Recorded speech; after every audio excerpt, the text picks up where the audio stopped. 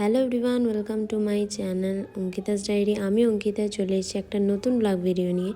তো এটা হচ্ছে সুমনাদির অ্যাডভান্স বার্থডে সেলিব্রেশনের ব্লগ। তো আমি, মা আর প্রিয়া গিয়েছিলাম দিদিকে সারপ্রাইজ দিতে। তো সেই দিনের সন্ধেবেলাটা কীভাবে আমরা কাটিয়েছিলাম তো সেটাই তোমাদের সাথে শেয়ার করব। তো এখানে আমরা চলে এসেছি খড়দাতে, আর এখান থেকে আমি কেকও নিয়ে নিয়েছি।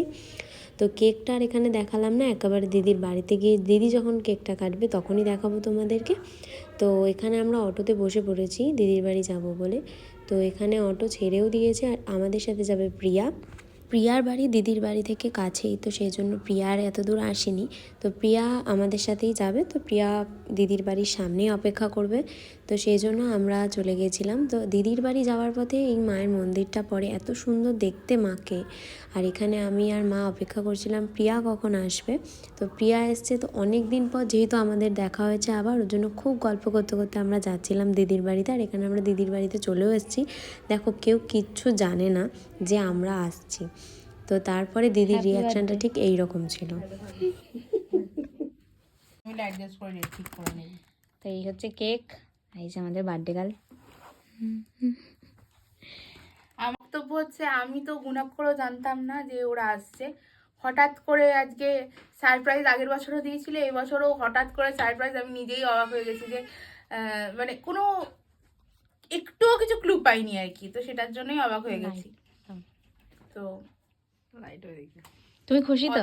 আমি তো জাস্ট স্পেল বাউন্ড। মানে আমি আগের বছর একটা হালকা গুঞ্জরণ শুনেছিলাম, কিন্তু অতটা ধরতে পারিনি ব্যাপারটা। সবাই দেখছিলাম খুশফুস ফুসফুস করছে, কিন্তু অতটা ধরতে পারিনি। কিন্তু এবছর তো কোনো রকম ক্লুই পাইনি, কিন্তু খুব খুশি এসছে। এবার আমাদেরই সব হঠাৎ হঠাৎ ঠিক হয়েছে, মানে আজকে সকালে ঠিক হয়েছে। হ্যাঁ, আজকে সকালে ঠিক হয়েছে, আর রাত্রিবেলা আমরা চলে এসেছি। রাত্রির না, সন্ধ্যেবেলা।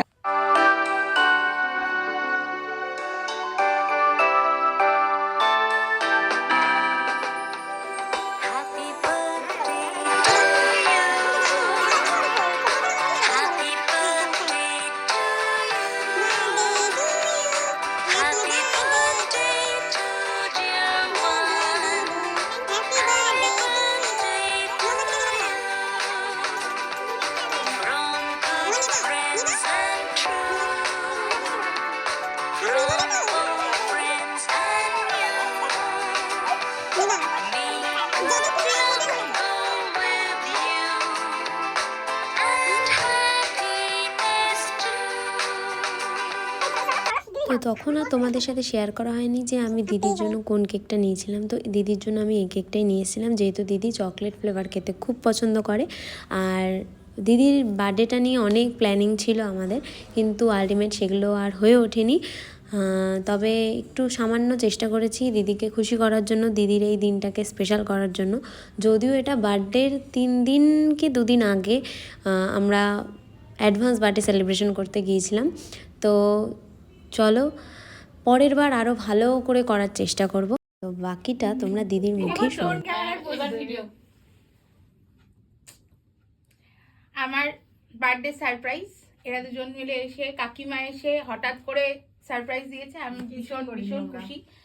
মনটা একটু একটু চিন্তিত ছিল, একটা মানে একটু অন্য কারণে।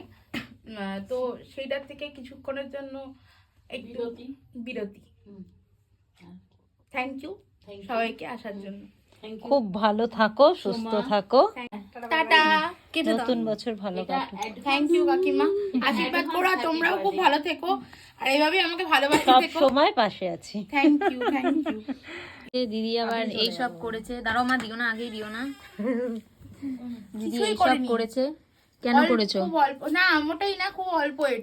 এটা এমন কিছু কিন্তু তাও কেনই করেছো এত কিছু? ও মা, কি এটা কখনো হয়? আমাকে এত সুন্দর একটা মুহূর্ত গিফট করলি, এত সুন্দর একটা স্মৃতি গিফট করলি, আমি যদি কিছু কিছু তোদের জন্য না করতে পারি, আমার নিজের খারাপ লাগবে সেটা।